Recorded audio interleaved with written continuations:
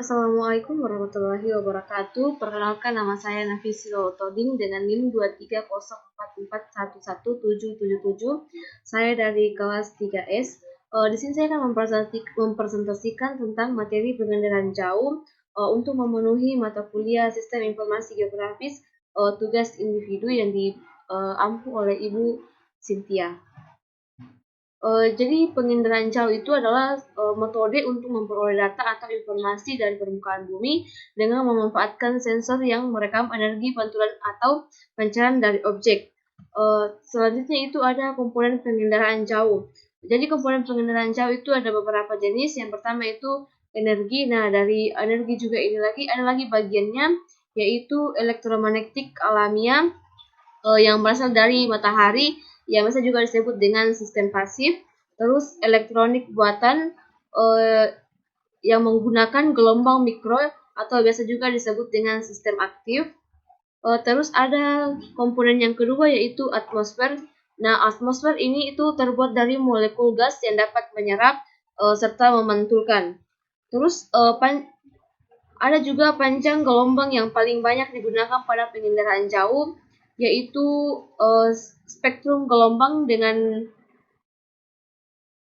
gelombangnya yaitu 0,4 dan 0,7. Terus spektrum gelombang cahaya inframerah yaitu sekitar 0,7 dan 1,0, serta spektrum gelombang mikro 1,0 sampai dengan 1,0 meter.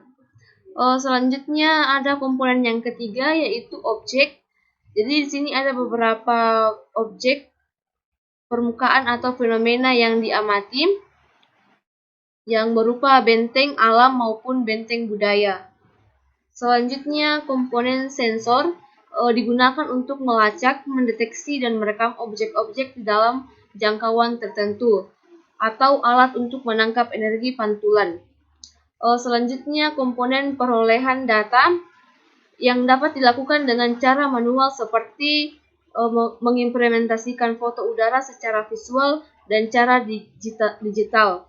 Terus ada penggunaan data, yaitu sebagai tolak ukur keberhasilan aplikasi pengendaraan jauh. Selanjutnya di sini ada jenis-jenis citra pengendaraan jauh. Ada jenis citra atau variabel pembedaan, ada beberapa jenisnya dan atau bagiannya. Ada citra foto dengan beberapa jenis dan atau bagiannya, serta citra non foto. Selanjutnya ada citra foto. Jadi citra foto ini dapat dibedakan berdasarkan spektrum elektromagnetik yang digunakan, posisi sumbu kamera, sudut liputan kamera, jenis kamera, warna yang digunakan, dan wahana yang digunakan berdasarkan sumbu kamera. Terdapat dua citra foto, yaitu foto vertikal yang ada di dalam gambar seperti ini. Selanjutnya foto condong atau miring. Adapun bagiannya foto condong ada dua macam, yaitu foto agak condong atau lone oblique fotografi yang ada seperti dalam gambar. Selanjutnya itu foto sangat condong, bisa dilihat pada gambar. Selanjutnya ada citra non foto, dihasilkan dengan sensor atau bukan kamera, dapat dibedakan berdasarkan spektrum elektromagnetik, sumber sensor, dan wahana yang digunakan. Ada beberapa jenis berdasarkan sensor, yaitu citra tunggal atau mengkombinasikan citra dengan spektrum gelombang yang berbeda untuk mengidentifikasi suatu objek. Selanjutnya citra multispektral, dibuat dengan saluran jamak atau saluran sempit, yaitu terdiri dari citra RBV atau Retrum Beam Vidicom, digunakan untuk merekam gambar jarak dekat, dan MMS atau multispectral scanner untuk mendapatkan gambar radiometrik. Selanjutnya ini berdasarkan wahananya, ada beberapa bagian, yaitu citra dirgantara atau airborne image dan citra satelit atau satelit spaceboard image.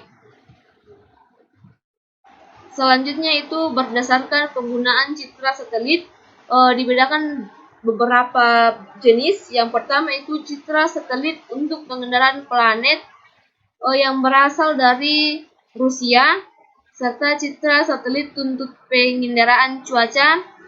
Ini itu berasal dari Rusia juga dan Amerika Serikat, bisa dilihat pada gambar. Terus ada citra satelit untuk penginderaan sumber daya bumi.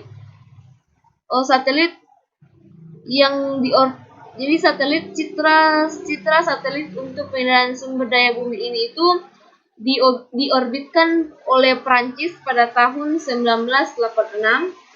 Selanjutnya itu citra satelit untuk penginderaan laut. Ini itu berasal dari Jepang yang diorbitkan pada tahun 1986.